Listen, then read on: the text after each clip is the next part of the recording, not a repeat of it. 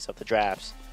Well, here we go. We've got Grumpjaw and Baron banned away once again, so we're kind of, I feel like stepping back a little bit in the meta because they'd started to fall off as the first 2 guaranteed bans, but Grace is going to be the first pick followed by Arden, so very standard stuff, and Batiste banned away It should as be well. a Samuel ban here because Samuel is actually good against Grace once he has a Frostburn because he can constantly kite her, and if she dives in, he can then use his Drifting Dark, and I guess they're going to actually ban Vox, so this means Samuel is open for Fnatic here, so if they don't take it here, then G2 will probably take Samuel. And look at that win rate on the screen as well. 37.5% win rate for Arden, which is very surprising when you consider his pick rate is almost 50%. Like, we're seeing Arden picked a huge amount, but not necessarily getting the wins with it. Yeah, it's not exactly been a dominant pick. It's an issue where it's kind of a fallback pick for a lot of players, so it just sort of is the default go-to. That's why it's come out so much when you have the Grace being another priority at this moment. But then you have to bring into question, maybe it needs to stop being the default fallback if the win rate is falling off so much. Glaive has been locked in, though. Yeah, Glaive has been locked in here, and then with G2, they have a few options. Like I said, Samuel is still open for a Dark Potato here. They also have like other carries such as Gwen, who are pretty good if Ardent Gauntlets or Glaive Afterburns. Gwen can use this cap to get out of it. They can also pick up Blackfeather as well. So they actually go with Lyra and do a triple support composition here. This seems a little bit risky. It's going to be a weapon Grace for sure, but we know that she's strong early game but falls off in the late game. This is an interesting comp. Like, we were coming in saying that Fnatic are the ones that do interesting compositions. This is totally out of left field from G2. Yeah, very much is. Unfortunately, I have a feeling that they're going to be going with the weapon Grace, which I am just absolutely not a fan of. I feel like in this composition, your best bet for a weapon would be the Adagio, if anything. But this is just a weird draft from inside of G2. Yeah, this is one of the ones where you can try and predict what's going to happen, but until we actually see them get into the game, it's going to be very difficult to know. Maybe AJ will get his dream of the weapon Lyra. Maybe. Well, let's take a look at Fnatic. Like, where do you go with this final pick when you're against this composition? Like, surely, it's going to be a Scarf coming through, but you've got to try and find some way to stop the healing, right? Yeah, I would assume that the Glaive can just go for the Poison Shiv, and that's going to be their main focus of trying to stop the healing coming out. But at the same time, I think Scarf is pretty good into healers because he just has so much continuous sustained damage that it's just not really possible to heal through all of it. I mean, there is that argument. What do we think about, like, because, Poke coming out from Scarf before a fight is usually one of his big strengths while you're trying to build up the Broken Myth, right? Do we think that's actually going to be effective this game against 3 healers? Is he going to be able to get through the sustain? Yeah, well, Grace is going to dive in, and what they are to do, they need to focus the front line. Glaive needs to get Poison Shiv to then weaken and Mortar Wound Grace, and then Scarf needs to then put a goop on Grace. So when she's trying to do Holy Nova, she's literally going to sit on the goop and give him free stacks. So that's a win condition for Fnatic. Yeah, while the poke that Scarf's trying to do beforehand may not do a whole lot in terms of the damage, it will still get his Broken Myth stacks built up. And that's the main focus. Like, the damage you get out of that poke is just a bonus. It's all about just getting those Broken Myth stacks built up so that when you use your Dragon's Breath, it's, again, I don't care how much healing you have. If it's a fully stacked Broken Myth, the Dragon's Breath coming out, it's going to hurt. Yeah, it certainly is. Well, we want to know who you guys are going to be supporting going on into this one. G2 versus Fnatic. This is one of the old school hype matchups. Let's see if it can live up to its name. Hashtag Vainglory on Twitter is how you can let us know. Let's pass it over to our casters and head on to the Halcyon Fold. Thank you very much, guys. And AJ, this is the time. We are seeing 3 healers on the fold for G2 in their game against Fnatic. My name is Jules, by the way, obviously joined by AJ. This time has come, and I've been so terrified to when we see this composition. You know, it's pretty interesting, to be honest, because I remember double heal used to be very good, obviously, and it kind of fell off after some of the Lyra and Adagio nerfs. But this is the logical next step, right? It's like, okay, double heal isn't good enough now. Let's go triple heal. Let's just pick up another one. Why not? I think this could work. I'm a little bit sad that we're not seeing the weapon Lyra. You know, well, in all seriousness, no. But I do think that this could work. This is something where Grace is a hero that can do a lot over the course of a long fight. If she can survive a long fight. Because normally when you go Weapon Grace, you do a lot up front, and then you don't really have enough in the chamber to keep going because you just die during your heal. You're not tanky enough to actually utilize that ability properly. So having 2 other healers to bolster that Grace and keep her healthy and keep her in the fight to get a second rotation of spells down could mean that all of the burnt mobility is no longer there on your opponents, and you can actually continue the fight a little bit later on. I'll be interested to see if it works. I do think that's a weakness of Weapon Grace normally. All right, okay. That's some interesting points, AJ. But I gotta say, the thing with this heal composition, the idea behind it is they just don't die, and then you got Hundor just sitting there smacking you in the face with alternating current, and it's just gonna end in all disastrousness. I want to see if Dark Potato is actually going to go for the tension bow. He has got 6 sins in his inventory after that first clear, so he probably will. All up burst damage Grace is something that I wouldn't be too surprised to see. But looking over to the other side, Techno, he's going to have to get Poison Chip at some point in the game.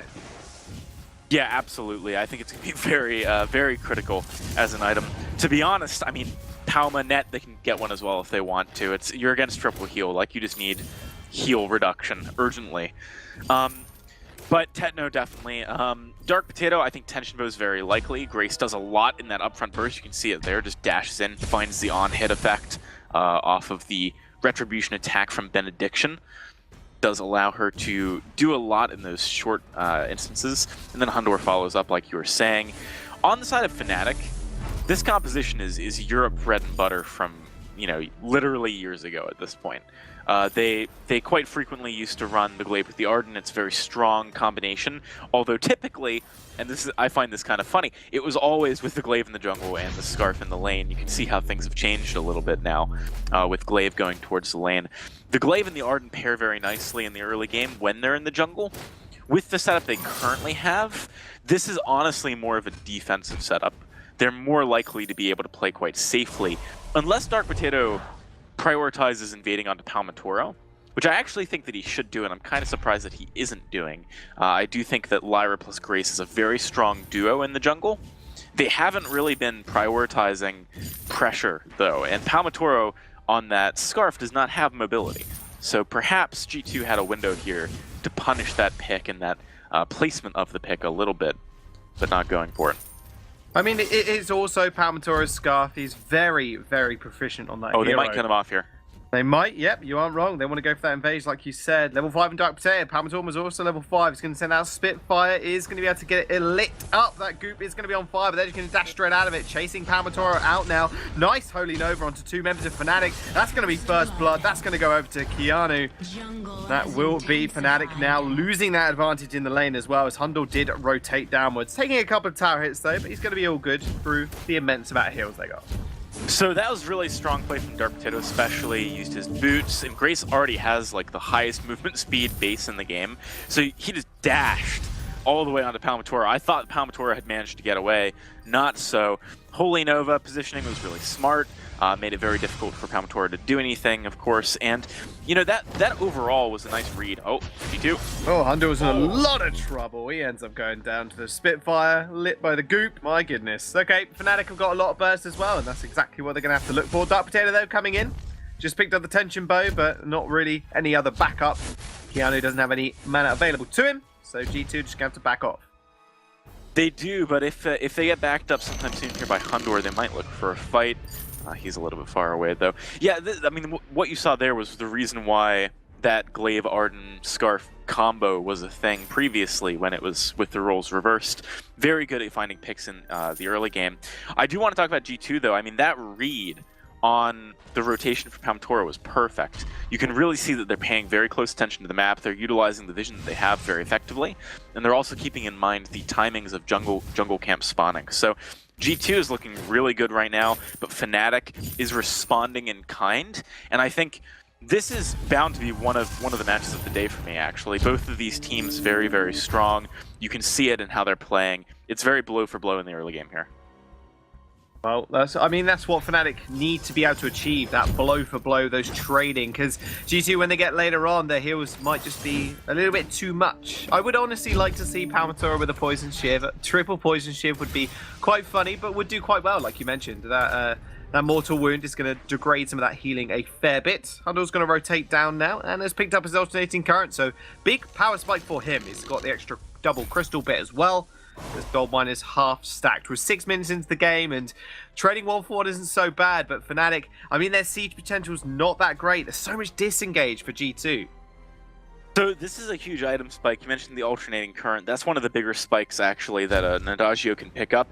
You can see already, with 2 attacks, he's doing something like a fifth of Tetno's health. That's pretty obscene when you combo that with Grace. It honestly amounts to burst, even though AC is a continuous damage item. So G2, immediately they're like, all right, I just spiked Dark Potato, get up here, let's apply some pressure. And they are doing that already. It's kind of forcing Palmatoro to respond in kind, head to the lane. That means that G2 can take pressure in the jungle, clear scout traps, go to the shop, itemize quicker, you know, before their opponents can actually do that. It's a good opportunity. Fnatic, that response was nice, what they did there. Actually pushing up the wave when G2 tries to take jungle pressure means that Hundur loses some creeps. So again, this is smart play from both teams. Like, they're doing the right things and they're responding in the right ways. It's just about who has initiative, right?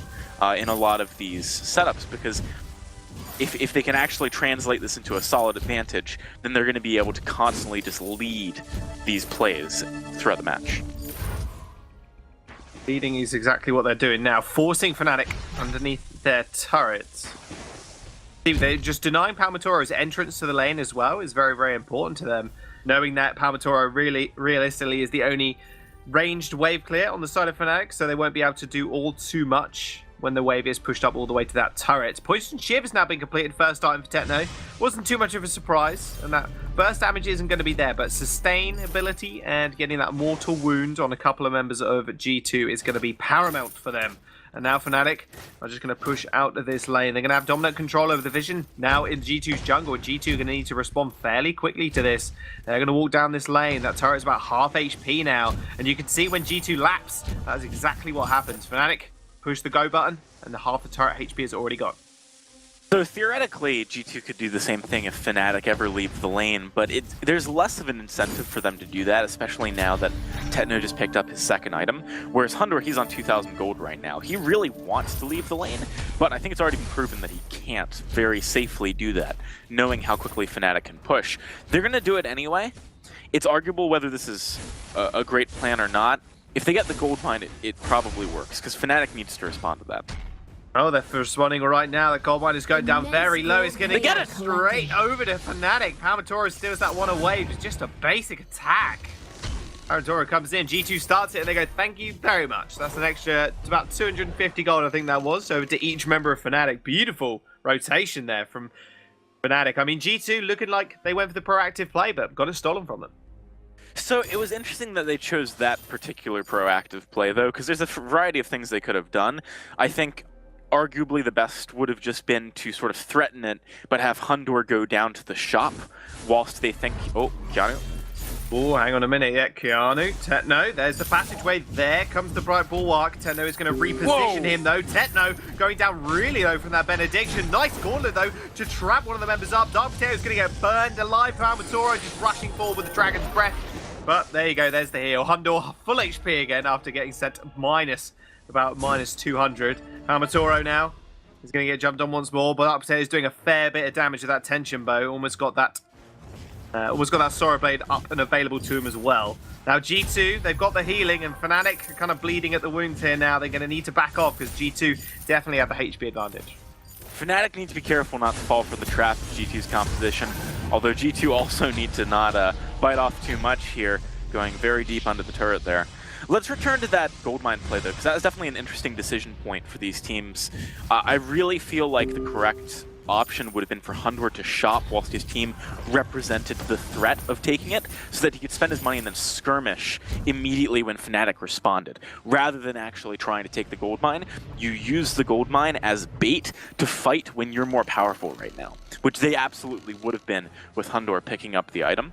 But off the back of that, they were able to get some turret damage down. Fnatic has not really been able to do much the last minute or two, and I'm sure with the glaive they'd like to. So this has ended up fine, honestly, for both teams. No one had any catastrophic losses. It speaks to how evenly matched they are. Well, not so evenly matched right now as Hundor picks up his second item, that Broken Myth. Palmatoro just finishing his, though, as I say that. He does pick up the Broken Myth as well for himself. Now G2 wants more pressure in this lane. They know Palmatoro's in that shop, or at least they might have an inkling. So just positioning in at that brush is very important. Now Palmatoro is going to come through. We'll see if Techno JJ wants to make a move here. Problem is, Keanu does have the Bright Bulwark available. Net Toilet going in. Doesn't have Gauntlet just yet available to him as he does get snared by that Bright Bulwark, like I mentioned. G2 backing off rather safely. But Fnatic, they want to go, and they want to go now. Fnatic are definitely at a bit of a power spike right now, having picked up a second item on Palmatoro, as well as Techno just being sort of intrinsically a bit better in the early game and the mid game, I suppose. Palma actually going for the Broken Myth second here is quite interesting, rather than Eve. He's not expecting the fights that they win to be long. That was spicy. Hundor just reflex blocked that one. Techno JJ going fairly low. Fantasy's going to get popped on the side of Fnatic. Now they're retreating. Techno is extremely weak. Has to back out the fight as soon as Dark Potato showed himself. There we go. Another divine intervention does heal up Keanu, and Techno almost falls again. There comes the Gauntlet. Only one stunned up this time. Hundor is going to be able to get out of there, and so is Techno. That tension bow on Dark Potato is just too much for him to handle. Turret is going to fall, and G2 with the advantage. This is a really rough game for Palmatoro because as Scarf, you want long fights normally, right? That's one of the reasons why you would pick up the Broken Myth, right? You want to get lots of stacks, turn around and burn with the Dragon's Breath. Eve of Harvest is also an item that incentivizes you to fight a longer fight, right? You know, the sustain does more in that situation. But in this particular game, neither item can really be fully utilized, right? I think Broken Myth is the better of the two for the game, so I like what Palmatoro is doing. But if you try and fight a substantially longer fight against G2, you lose almost 100% of the time because they have so much healing, and you do not have, I would say, probably the damage to take them down very consistently in that situation. You need to burst someone with Glaive and finish them off, or you need to get someone low, and whilst the heals are still incoming, kill them with the Glaive. So here comes the hang on a minute, because Passageway and then the burst is going to come out as well. He's going to get blocked, but Techno taking the brunt of that damage. Dark Potato dashing forwards. Here comes the Driving Death from Palmatoro. He's going to use that and run towards Keanu. Dark Potato there with the heal. Is going to be able to heal him up without too much of an issue. Jumps back in with the Benediction. And now Palmatoro fairly low. Net's well out in the front line. Techno is actually going to have to recall now. And now G2 once again. That healing and sustain coming out from them is just too much for Fnatic to handle. See, there's a great example of what I was talking about towards the end of that fight. Palmatoro had around 8 Broken Myth stacks, but he was already super low and they had no sustain, so he couldn't turn and actually use those stacks. He was also forced to Dragon's Breath pretty early in the fight as a dissuasive maneuver against what G2 could try and do in terms of diving the turret. And as a result, Scarf just hasn't been able to utilize all of the power of that hero this game. G2, on the other hand, they're playing their comp very well right now, but they're not finding as much siege as they would like, I'm sure. They'd much prefer to be able to actually consistently get damage onto turrets, rather than just force people back, but then be a little bit too low on energy, too low on health, to be able to get the heals out. Whilst, you know, sieging into a Scarf, who has great ability to defend against sieges here. G2, I think a big window for them is going to be this Kraken spawn. It's about to happen about 20 seconds from now. If they can force a skirmish away from a turret, they can fully abuse the fact that if you try and fight them and you don't fully commit, if you need to back away, there's nothing for Fnatic to leverage. There's no turret there. They have to worry about the Kraken going down. They have to commit when they don't really want to. Well, they have to worry about the gold miner as well, because G2 are going to secure themselves one, just as that Kraken spawns. Now, Fnatic, with the pressure mounting against them, G2 have only got strides ahead right now for them to really take this game. They're really just making sure Fnatic just can't get an in. And we spoke yesterday about the Dark Potato coming back. I'm trying to think of the word. The cooperation, the ability for them to work well together as a team is just absolutely come out of nowhere. Synergy, that's a good word to use, AJ. There we go. We found the dictionary in the end. But the synergistic ability for Dark Potato to come back and go, hey, guess what? We're actually a team that can contend at the highest levels, and they're proving it right now. The team player's just been absolutely on point, and their ability to engage and disengage a whim is just absolutely beautiful to watch. They're going to start up the Kraken now. Fnatic are going to respond to it, though. We'll see if they do want to fight around this, just because Netwillet does have that gauntlet available. Actually, I thought that was a Versus Judgment, not a Versus Judgment. The Divine Intervention coming down, but it was actually just a heal from Keanu. And now Fnatic just doing that Kraken dance, but G2 are going to decide, you know what, we're going to go back to lane. Their wave is being pushed in right now. They'd rather not lose a turret for free, so going up here and shoving the wave before they really commit to any plays in the jungle makes a lot of sense. This is what Fnatic wants, though. They'd much rather try and fight in the lane than around Kraken. Well, they're still going to get lane priority, which is the most important thing at the moment. Just using those minions as small scout traps or small bits of vision is very important, just to get an eye on the lane. Then they know where Fnatic are, and speaking of knowing where they are, Netwillet is going to have to run away, and you can just see how scary Dark Potato is. He's got an infusion in his inventory, he's got a Sorrow Blade Attention Bow, he's walking up to two members of Fnatic, and they're just backing off. They don't want to fight him, they don't want to touch or go near him. G2 are now going to restart up this crack and drag it into the brush here. They've got to be careful, because that is going to reset in a couple of seconds if they're not careful, and Fnatic are here as well. Has a very good gauntlet position. There comes the passageway, though, when they do want to jump straight onto Palmatoro. There comes the verse. It's going to get blocked, and that gauntlet's going to come down as well, but Netwillet is trapped inside there. Palmatoro very low, but just dashing forward. There comes the Holy Nova from Dark Potato, still not going down. Palmatoro low. Dark Potato is the first casualty of the fight, but they trade one for one thus far. Keanu is going to come up, and Hundor is just going to dash forward, using that speed up from that sigil, but the heal is enough for G2 to survive this one, but Palmatoro just chunking them out with the Spitfires stops them doing the Kraken. That was a really close fight. Palmatoro managed to survive long enough that he was able to get a lot of broken myth stacks and then turn and burn with the Dragon's Breath. But the question for me is why they weren't even snappier on their engage. The Bright Bulwark was quite delayed, and it gave a lot of time for Techno JJ to reposition, right? Like, everyone on G2 decided to commit to that kill on Palmatoro, but they let Glaive, who had gone all the way into the bush because he needed to, on the off chance that Kraken was low enough that it was a big problem. He needed to go that far, but then he was able to turn and move all the way in and have Afterburn available and all those things because Bulwark didn't come out immediately. So that was a bit interesting. Also, if not for triple heal, that team fight goes massively Fnatic's way. You can see how much that strategy is working for G2 right now. Also, had they not been kited into that choke point, maybe they chase down and find kills. A lot of things went just right for Fnatic for them to be able to compete, but that bought them a lot of time, and Scarf does scale just much better than anything G2 has to offer here. Yeah, the heals aren't going to scale quite as much, and like you said, the turn and burn from his ultimate. As soon as he gets a couple of broken myth stacks, or maybe not a couple, a few, really just G2 melt in front of them. And then they have to pop all their heals and just make sure they stay alive, and then it just leaves Techno JJ to turn around and also do an absolute ton of damage with that Sorrow Blade and Breaking Point now. Honestly, Jaws, I think a few is probably not accurate either. I would say a plethora. A lot, a whole bunch, an absolute extravagant amount.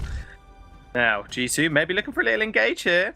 Keanu, there we go. There's the passageway straight into the Bulwark as well. Nice burst. It's going to separate Fnatic.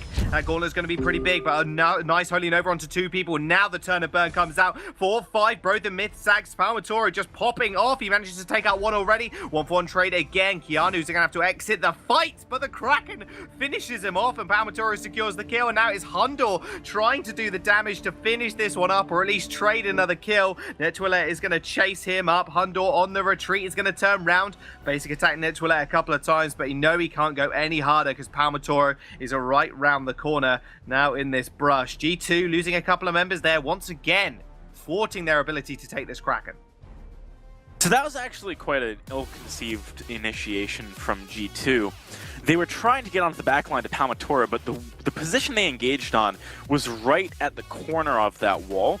So Palma just popped boots and ran around the wall. And at that point, there's no mobility spells past Arcane Passage between Keanu, Nakoa, and Hundor. So they're in kind of an awkward position. Tetno's able to back them up, right? Because the Bright Bulwark is kind of... The edge of it is with the wall, so he's able to go adjacent to that and get very, very close if he wants to afterburn. But he was actually close enough, I believe he just walked in. I'd have to look at a replay. And then on top of that, Hundor was so deep without backup from Dark. Like, Dark Potato had a very delayed follow-up there. So Hundor just got half health by Tetno immediately. That meant that he had to kill Tetno in case Tetno finished him off, rather than killing Palmatora, which is the whole point of the engagement from G2. So they weren't able to actually follow up the way that they wanted to. That meant that Dark Potato was on the backline trying to zone Palmatora. That's not how you want to win a fight for G2. G2 are kind of gifting Fnatic a few opportunities to get back into the game here and really scale past the healing with Scarf. I mean, the healing composition that Triple Heal was just not as scary as I thought it would be, in all honesty. I just thought none of them were going to die, but Palmatora just getting so scary and so built up in terms of items. It's getting a bit more of an issue for G2 to actually dealing that final blow. He's got so much protection as well. They haven't really got a massive amount of burst damage apart from Dark Potato jumping in. Speaking of jumping in, G2 looking for the ability to come in now. Passageway, like all ultimates are available, not just Passageway. Passage has been quite the initiator for G2, but as soon as they do, Palmatora kites back, gets a couple of basic attacks down, and he's full stack on the Broken Myth. But speaking of that, Fnatic now kiting backwards. Here comes Dragon Breath Gauntlet, just misused there by Net Toilette. G2 disengaging instantly, baiting, you could say, out that Gauntlet. That's a big cooldown now, 65 seconds. And Fnatic blowing a couple of their ultimates as well there. It's going to be pretty massive to them. They're going to start at that Kraken now. Fnatic on the back foot this time. Everything was a little bit premature there by Fnatic. Now they have to contest Kraken with nothing in the tank. This could actually be a great opportunity for G2, but they're getting scared, and I'm not entirely sure why. There's no Gauntlet. There's no Dragon's Breath. You've still got Arcane Passage and Divine Intervention, not to mention your triple heal comp, and you have more health than your opponents. G2 really could have gone for Kraken there. Yeah, they decided to back off. Maybe a little bit too scared. They don't want to lose another member, because at this point in the game, we are 23 minutes in. The gold lead only stretching in G2, only 2k, but if Fnatic wipe out a couple of members, they're going to at least take Kraken and another turret. So being a little more hesitant in their play might work out for them, but Palmatora getting much scarier now with that infusion in his inventory. Does have that Eve of Harvest, everything he needs to kind of burn through the members of G2. You can see him striking Dark Potato there, and he's going to get chunked out a fair bit. But Fnatic, they got all their cooldowns back, so they can fight any time they want. G2, alright, this is interesting actually. Hunter over the wall. Not really worrying too much about Tetno following up on him. We've got all the ultimates back here for Fnatic now, so if they want to pick a fight, they can definitely do that. At this point, you know, Scarf is strong enough that these fights lasting long has begun to be actually good for him. So long as the Gauntlet is in the correct position, I think Fnatic can take these. Palmatora just does too much damage for the heals at this juncture. G2, they're going to go in though. Oh, they're going to go in. Passageway with the burst mixed up yet again. It's going to get completely blocked, but the silence is going to come through on Keanu. Here comes the Dragon's Breath. That is just stacking up. Also goodness for Palmatora. He's going to chase them out. Here comes the Divine Intervention, though, to heal out one member. Hundor is just going to get taken out before it's even popped, though. Keanu on the run, and now Fnatic. Their game is now. They want to end this right this very second. Tetno not even falling here. Keanu can't find the executing blow. Fnatic beating the triple healing composition, AJ, in that team fight. They're playing these absolutely perfectly. You know, Grace ulted towards the end of that fight, but you might not be able to tell because the mortal wounds plus, you know, just the fact that she's not really comparable to like Palmatora's damage at this point with that heal made it look like she didn't. You know, it was really not even close to enough. Palmatora with 3 items and 8+ broken myth stacks is just going to outdamage anything. So this is getting to a point where G2's composition begins to fall off. Like, against a lot of opponents, I think triple heal would be great in the late game. Against any opponent, it's pretty much great in the mid game. But against Scarf here with 3 items, it's just not even close to enough. Also, that fight, the engagement was about as good as it gets, because Nettoilette inadvertently took a passage, was not in range to Crucible, Fountain, or do anything for his team, and G2 still couldn't kill their opponents, because there's too much defense now as well on Fnatic. With the Kraken pushing in here, it's their opportunity to close out game number 1. Yeah, it is. That Kraken is going to get pushed in. They're going to start another fight, though. That passageway being used a little more defensively. Now Palmator is going to get jumped on. Dark Potato is going to have to be very, very careful because he's got Tendo JJ to deal with. The Gauntlet comes down, locking them all in place. Now Palmator just walking forwards, burning G2 alive. That Kraken is still knocking on the base doors, though. Turret hasn't quite fallen just yet. Dark Potato, now the focus of Fnatic. He gets redirected outside his own fountain. My goodness, that is Fnatic. They looking like they want to take game 1 here, but Hundor says not today. Nettoilette is almost going to go down at the back of the crystal. Palmatoro, not too much energy under his belt now, has to deal with Keanu. Hundor still trying to kill Nettoilette. He's not gone down just yet. Kraken's still knocking on the crystal. Palmatoro is going to fall. There's another passageway. That's on such a short cooldown. That's how long this team fight has gone about. Now Nettoilette just delaying the inevitable. That Kraken knocking. One more hit, AJ, and this could be it. One more, in fact, after that one. The Kraken takes the game for Fnatic. And that'll be game number 1. Just lost completely by G2. Turns out Arden's heroic perk is real good, Jaws. That was the difference between winning and losing the game right at the end. Also a difference between winning and losing. Not using Crucible to aggressively push on Palmatoro through the gauntlet when he was very low, standing still, channeling Dragon's Breath when they were trying to push for the base. I think G2 got a little scared at the end there and